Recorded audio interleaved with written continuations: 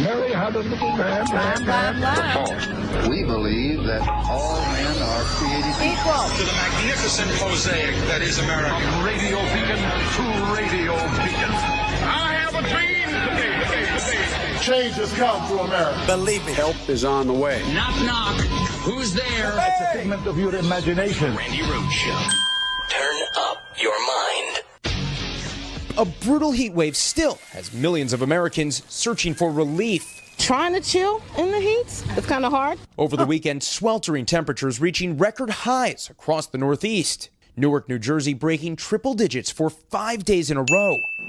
This weeks-long heat wave disruptive and deadly, claiming at least 5 lives so far, including a 22-year-old hiker in South Dakota who officials say died from suspected dehydration and exposure. In Boston, the mayor extending the nearly week-long heat emergency through today. The city's annual triathlon postponed. Out west, hot and dry conditions are feeding the flames of California's fast-moving Oak Fire, forcing thousands to evacuate. The fire has gained exceptional acreage. Overnight, firefighters battling the rapidly growing blaze outside Yosemite National Park just weeks after a previous fire threatened the park's historic sequoia trees. Authorities saying the blaze was 0% contained overnight and heading towards the state's Sierra Nevada mountains. Sunday on Meet the Press, former Vice President Al Gore calling extreme heat a global emergency, but one that can be controlled if action is taken now. If we got to true net zero, the temperatures on Earth would stop going up with a lag time of as little as 3 to 5 years. So, hey, everybody. It's like, I don't know. I wish I had a fruit cellar or a basement or something. It is so freaking hot in this country. It's just like broiling hot. It's broiling hot. And, you know, Al Gore was on the TV. He was on the Sunday shows this weekend because he was correct all those many years ago, you know? Just correct in 2000, in the 90s, correct, saying to us that we would see in the next 25 years more and more record-setting days of heat, more and more. And that, you know, if we didn't do anything back then, you would just see more days clocking in at record hot temperatures. And that's exactly where we are. I mean, it's an amazing thing when somebody, you know, says something and you can go back 25 years to see if they're right, and they're right. That's who you should be listening to. Just saying. Either that or, you know, get a fruit cellar. There is no place in this country. There's no, like the Midwest is literally burning up. California is literally burning up. It's on freaking fire. You know, in Portugal and Spain, 2,000 people have now died. Last week it was 1,100. Today it's 2,000 dead from heat.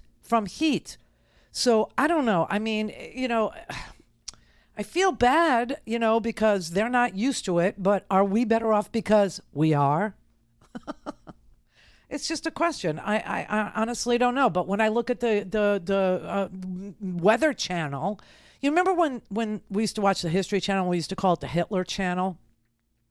Well, the Weather Channel is like the end of the world channel. It's worse than the Hitler Channel. Worse than the Hitler Channel. I mean, it's like an amazing thing. That's how bad the weather is. It's the Extinction Channel, the end of the world channel. Look, at least the people of the world band together, even the insane ones like Stalin. Okay, they band together to beat back the scourge of the Hitler.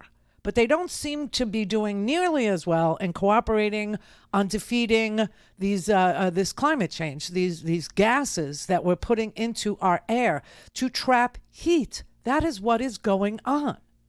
It's just not that difficult, I don't think, after having it explained to us for 25 freaking years. So now the climate deniers are still denying, but now they're doing it from, air-conditioned rooms or cooling centers. Is that what we're calling them now? Cooling centers. This is like, here in the hurricane centers that we have where people, aren't safe in their apartments and they don't have basements and they don't have fruit cellars and they don't, it's not Kansas. So they have to go to, your local school and hide out there during the hurricane. I mean, and the temperatures, don't even call them the lows. Call them the just not as high as it was when the sun was out. It's so unbelievable. I spent the entire weekend in the pool. I'm pruned. I'm literally pruned from submerging myself in the waters. So the next few days are going to really suck. I guess that's what they ought to just say on the, Extinction Channel. Don't even bother to give the report. Just say the next few days are going to really suck is what it is. It's going to be bad. Because you can't really predict the weather anymore. All you can do is, apologize for it at this point. But I will tell you, Al Gore was very vivid in his explanation over the weekend. This really stuck out as being a brutal explanation, but one that, if you're paying attention, you need to be willing to say this.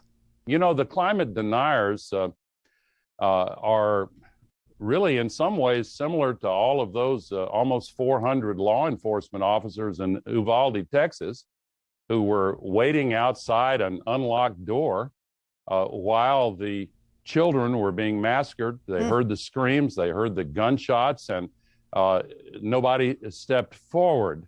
And God bless those families who've suffered so much. And law enforcement officials tell us that's not typical of what law enforcement usually does. And confronted with this global emergency, what we're doing with our inaction and failing to walk through the door and stop the killing is not typical of what we are capable of as human beings. We do have the solutions, and I think these extreme events that are getting steadily worse and more severe are really beginning to change minds. We have to have unity as a nation to come together and stop making this a political football. It shouldn't be a partisan issue. Right. Like the survival of mankind shouldn't be partisan. It really shouldn't be. But to say that, the climate deniers are like the Uvalde cops was very bold. It was, the climate deniers are more dangerous than the 400 Uvalde cops who heard the screams, who heard the gunshots, and stood there and nobody would step forward to do anything.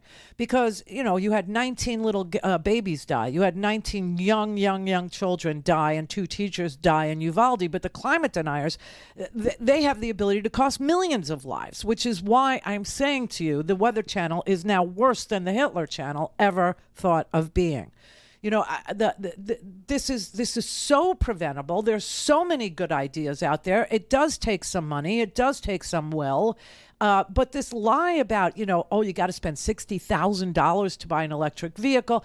No, you don't. They're the Leaf. Okay, I think it's Nissan, the Nissan Leaf. What is that, like $27,000? This is such garbage. It's such junk. It's junk science. It's junk resistance. It's just people who do not want to look at the reality of the world in which we toil and live.